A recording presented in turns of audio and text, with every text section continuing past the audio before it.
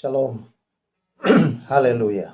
Kembali lagi bersama saya dalam program Rema, restorasi melalui anugerah. Oleh anugerah kita diselamatkan, oleh iman. Oleh anugerah saudara-saudara kita memperoleh hidupnya Allah dan hidup di dalam segala kelimpahan hidup itu. Oleh anugerah itu saudara-saudara yang telah turun ke dalam dunia di dalam Yesus Kristus Sang Anugerah, kita memperoleh segala kebaikan dan kemurahan Tuhan. Nah, saudara-saudara yang saya kasih, Sang Anugerah yaitu Kristus Yesus Tuhan, dialah firman yang hidup, yang sekarang ada di tengah-tengah kita. Firman Allah itu dikatakan adalah pelita bagi kaki kita dan terang di jalan hidup kita. Ketika jalan hidup kita ini saudara-saudara tidak tahu harus arah kemana, dalam kegelapan kehidupan kita, dalam kebuntuan jalan hidup ini, tidak ada yang bisa menunjukkan yang terbaik kepada kita selain terang itu sendiri, yaitu firman Allah. Karena itu firman Allah adalah hal yang sangat penting untuk kita senantiasa miliki dalam hidup ini, saudara-saudara. Nah, saudara yang saya kasihi di dalam Tuhan Yesus Kristus, mari kita sama-sama melihat bahwa bangsa Israel ketika dituntun Tuhan dari tanah perbudakan kepada tanah perjanjian yang diberikan oleh Tuhan, maka Tuhan juga memberikan tuntunan melalui setiap firman-firman yang keluar dari mulutnya. Tuhan memberikan kepada mereka 10 perintah. Dan di dalam 10 perintah itu saudara-saudara, mereka mentaatinya dengan baik, dengan benar, saudara, maka mereka senantiasa akan melihat berkat dan kedahsyatan Tuhan dalam hidup mereka. Nah, hal itu terjadi saudara-saudara. Tuhan berikan pada loh batu yang pertama, Tuhan berikan, dan itu dihancurkan oleh Musa karena mereka membuat patung lembu emas. Nah, mengapa mereka membuat patung lembu emas? Karena yang biasa berfirman atau memberikan petunjuk kepada mereka, Musa, sudah tidak ada di tengah mereka, sudah 40 hari mereka menganggapnya sudah mati. Karena Musa menaik menghadap Tuhan. Nah, karena tidak ada penuntun di tengah mereka, saudara-saudara, pada masa itu belum ada penuntun bagi mereka. Nah, setelah itu saudara-saudara, mereka menganggap bahwa tidak ada lagi penuntun, maka mereka mencarinya. Dan mereka mencarinya melalui lembu emas itu. Mereka menganggap itulah Allah. Lalu Tuhan memberi kesempatan yang lain kepada Musa untuk naik kembali dan menerima perintah itu kembali, saudara-saudara. Dan itulah yang kita lihat dalam pasal yang ke-34. Nah, Tuhan memberikan perintah ini supaya bangsa Israel tidak lagi tersandung, supaya bangsa Israel bisa menjadi benar kehidupan mereka dalam perjalanan mereka. Nah, saudara yang saya kasihi di dalam Tuhan Yesus, maka Tuhan berbicara kepada bangsa Israel melalui Musa dan memberikan ke-10 perintah itu. Namun kita melihat di sini bahwa kehendak Allah bagi mereka, saudara-saudara, wah, Tuhan adalah Tuhan yang begitu punya hati yang penuh kasih, yang ingin terus berbuat yang terbaik bagi bangsa itu. Walaupun bangsa ini berkali-kali berdosa, berkali-kali melakukan hal yang tidak baik, Tuhan senantiasa menyatakan hal yang baik bagi mereka. Nah, kita lihat ayat yang ke-10 dalam pasal 34 Keluaran, Tuhan berkata demikian. Firman-Nya, atau saya baca sebelumnya, saudara. Dalam ayat yang ke-4, lalu Musa memahat 2 loh batu sama dengan yang mula-mula. Bangunlah ia pagi-pagi dan naiklah ia ke atas gunung Sinai seperti yang diperintahkan Tuhan kepadanya dan membawa kedua loh batu itu di tangannya.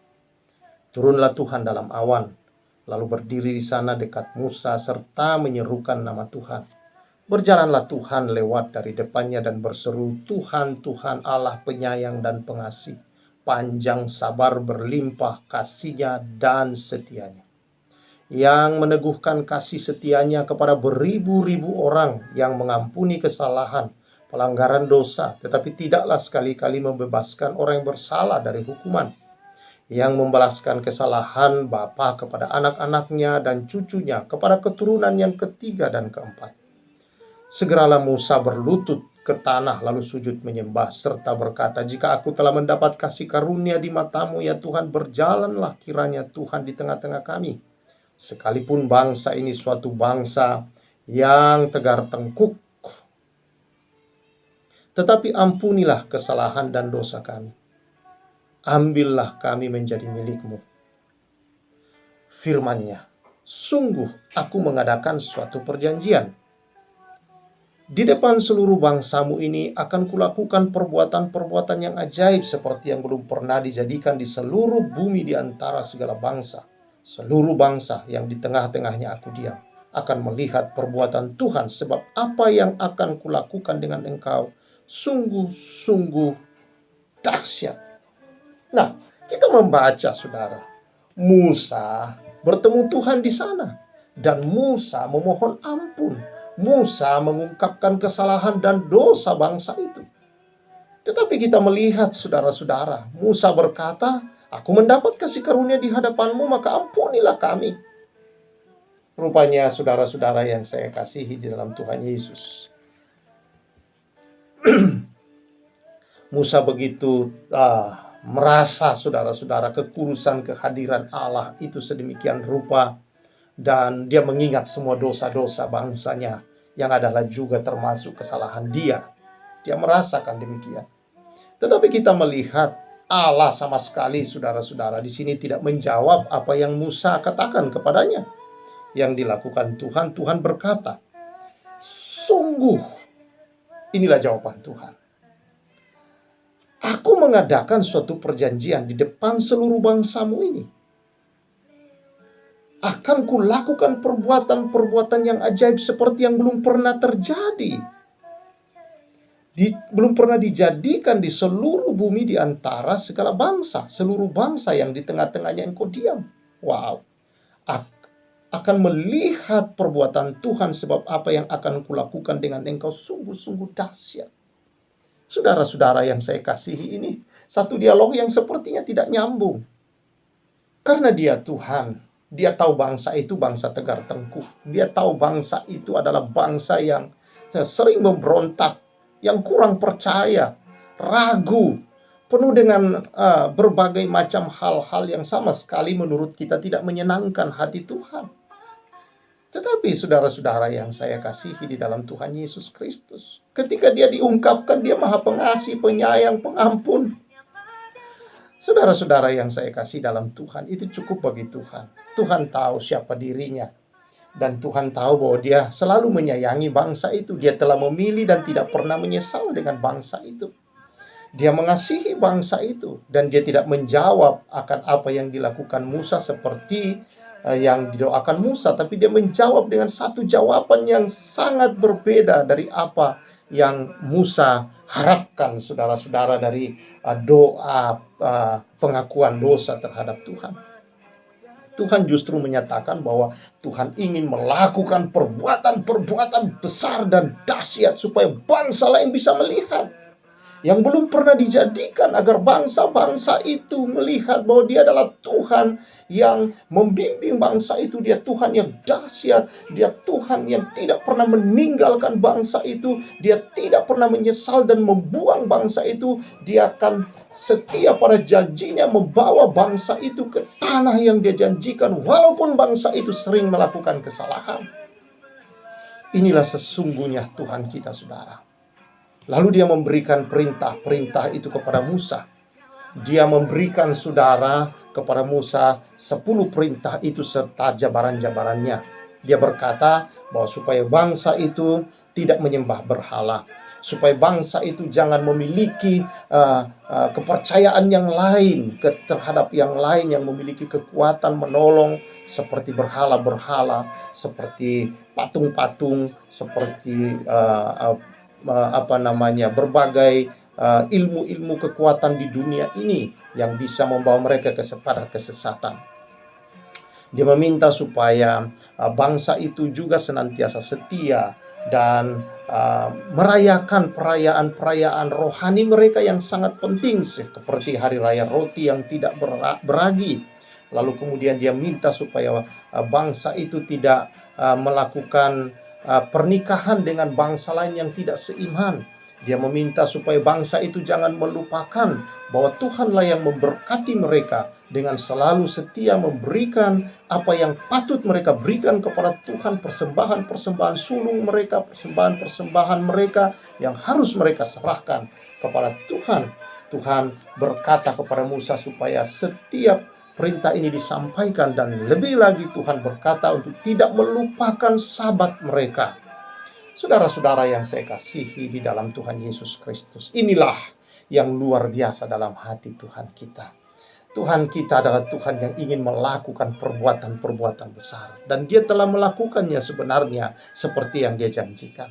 Ketika Kristus mati di kayu salib dan bangkit kembali dari antara orang mati, sesungguhnya inilah hal yang tidak bisa dilakukan oleh siapapun. Mujizat yang terbesar adalah perkara yang terbesar, perbuatan ajaib yang terbesar yang Tuhan berikan kepada kita manusia adalah dengan memberikan putranya yang tunggal sendiri di atas kayu salib, saudara-saudara. Inilah perbuatan dahsyat yang Tuhan lakukan. Dan inilah jalan untuk menuju ke tanah yang sesungguhnya yang Tuhan siapkan bagi kita, tanah surgawi kita, saudara. Namun saudara-saudara, sebelum kita sampai di sana, di tanah kekekalan surgawi itu, saudara, Tuhan menjamin kita oleh kematian Kristus untuk mengalami kehidupan surgawi di tengah-tengah dunia ini, saudara. Dengan kita senantiasa, saudara, hidup di dalam kebenarannya. Kita dibenarkan, kita dikuduskan dan dilayakkannya, dikasihinya, saudara. Agar kita hidup sebagaimana seharusnya kita hidup. Kita hidup hanya menyembah Dia. Namun saudara, sayang bahwa banyak orang-orang percaya seringkali tidak hidup sungguh-sungguh menyembah Dia. Dia masih mencari pertolongan yang lain. Dia masih mencari Allah-Allah yang lain. Dia mencari sumber-sumber yang memiliki kekuatan. Bisa menolong dengan dalih bahwa kita kan harus berusaha. Saudara yang saya kasihi di dalam Tuhan Yesus, inilah tanda kekurang percayaan kita dan kekurang iman dan kurangnya kita bersungguh-sungguh untuk mengenal Allah di dalam hidup ini, sehingga kita selalu mencari alternatif yang lain ketika kita sakit, ketika kita bergumul dalam hal-hal apapun, saudara, ekonomi, masalah jodoh, masalah pekerjaan. Selalu kita mencari alternatif lain dengan berpikir bahwa ini kita berusaha. Padahal bukan berusaha, sedang ketakutan, sedang tidak percaya, sedang ragu kepada Allah, sedang cemas. Yesus berkata, "Mari kepadaku, hai kamu yang letih lesu berbeban berat, aku beri kelegaan kepadamu." Saudara-saudara yang saya kasihi di dalam Tuhan Yesus Kristus, kita bersyukur Dia Allah yang setia kepada kita. Walau dalam keadaan seperti itu, Allah tidak meninggalkan dan tidak membiarkan kita. Dia selalu bersama saudara dan saya. Dan Dia mau saudara tetap akan melihat bahwa semua karena anugerahnya. Bukan usaha kita, tetapi karena anugerah Tuhan.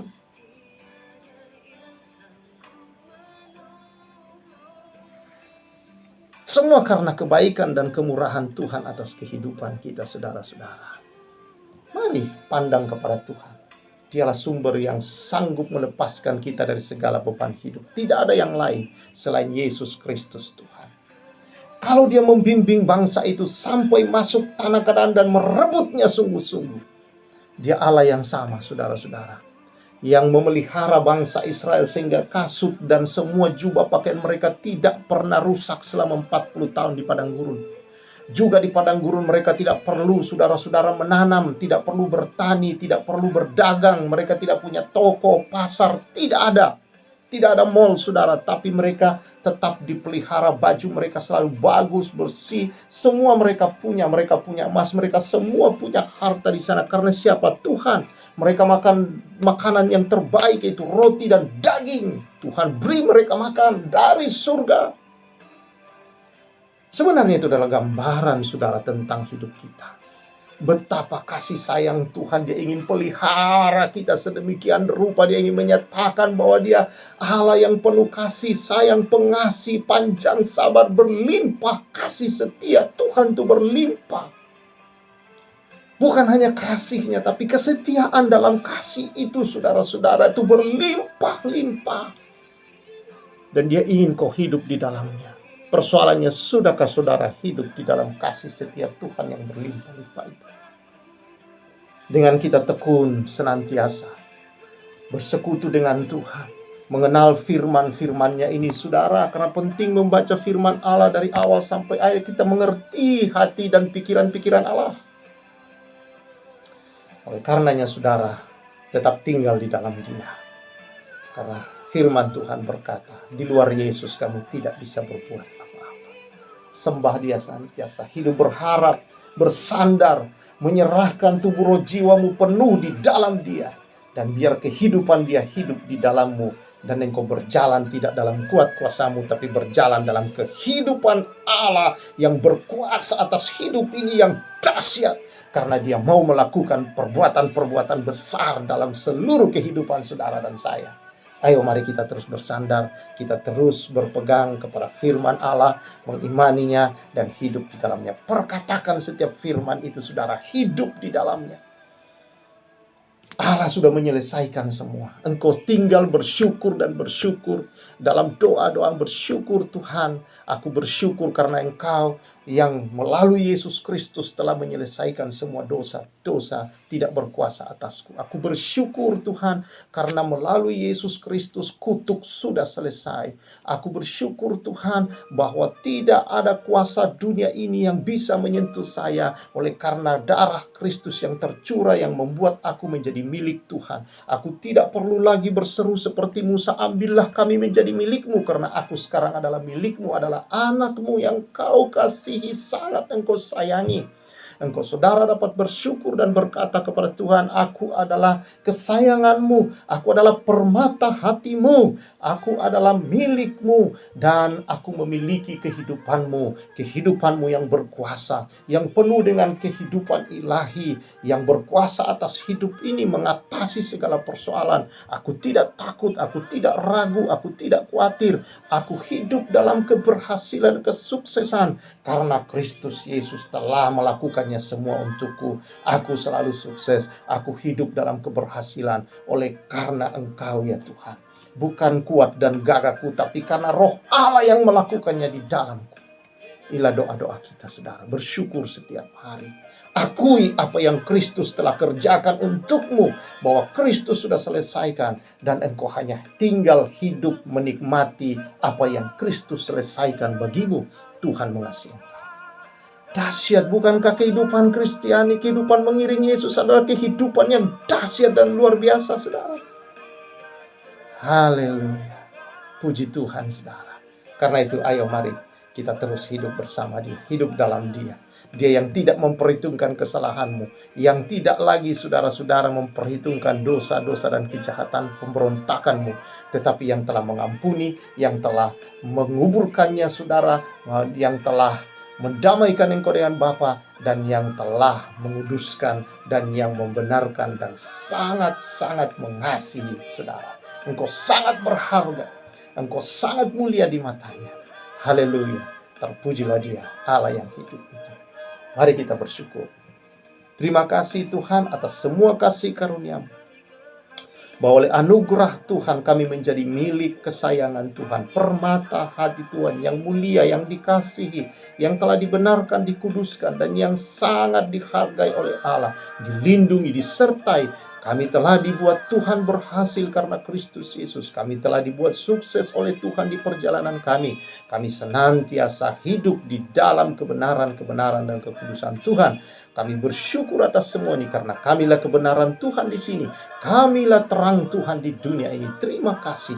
Kehidupan kamilah kehidupan yang bercahaya kepada semua orang, itu menjadi berkat bagi orang-orang, karena kami telah menerima dan mengalami dan hidup dalam kelimpahan hidupnya Tuhan. Terima kasih Tuhan. Berkat-Mu atas umat-Mu, demi nama Yesus. Amin. Tuhan memberkati saudara-saudara semua. Dan saya, Pastor Samuel, menyampaikan Salam restorasi.